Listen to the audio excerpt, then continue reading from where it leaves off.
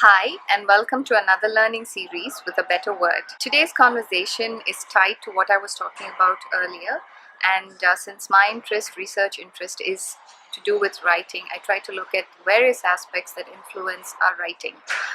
One of the challenges that young learners face is that you're introduced to writing very early on, and this causes a lot of problems later on, like I said previously. And some of the learning difficulties that children face, obviously there are many kinds of learning disabilities and difficulties, and the lesser known ones are bracketed under what is called dysgraphia, dyscalculia, and dyslexia. So I will encourage you to go back and look at these three different learning disabilities that children have, but my focus for today is specifically what is called dysgraphia. Graphia has to do with the word graph, which is to do with writing.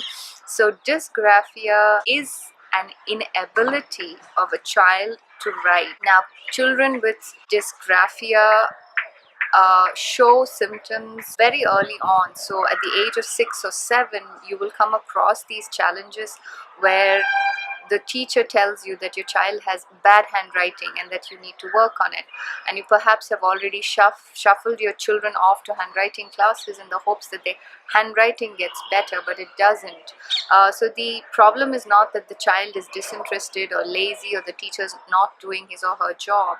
The problem lies in the fact that children with this disability are unable to write no matter how much of effort somebody puts in, until the person understands the condition of dysgraphia. This condition is very unique in the sense that nobody knows why it comes into play. Children are able to spell the words orally. They're perhaps a grade or two above when it comes to being able to read, but when it comes to writing, they're just unable to articulate in the written format what is going on inside their mind. So spellings are completely jumbled up.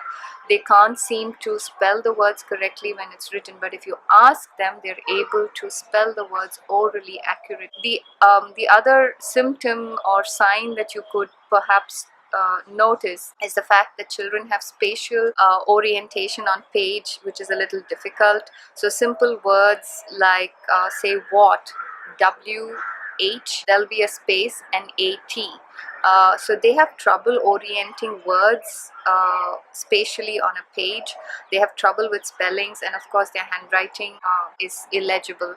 The insistence on cursive makes things worse, and especially in today's time when teachers are dictating notes to their students, it becomes even more challenging, because by the time the mind is able to understand what needs to go on the page, the teacher has already moved on to the next sentence, which makes it more difficult for the child with this disability, because he's unable to catch up. He's juggling multiple things in his mind, and by the time he's able to put all of this down, it just seems like a really big chaotic mess on the page.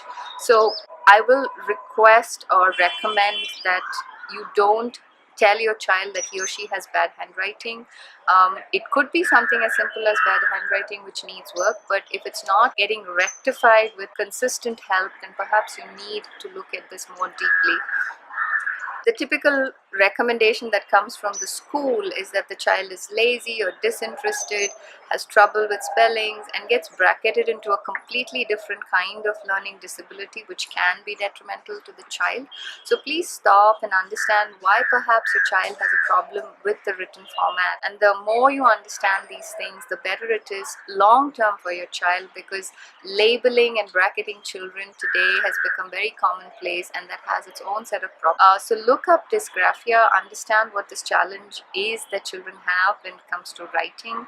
Reach out to a person, a child specialist who understands these things and can provide short-term and long-term therapeutic help that will really help the child get better with the skills. So until I post again, enjoy learning. Bye-bye.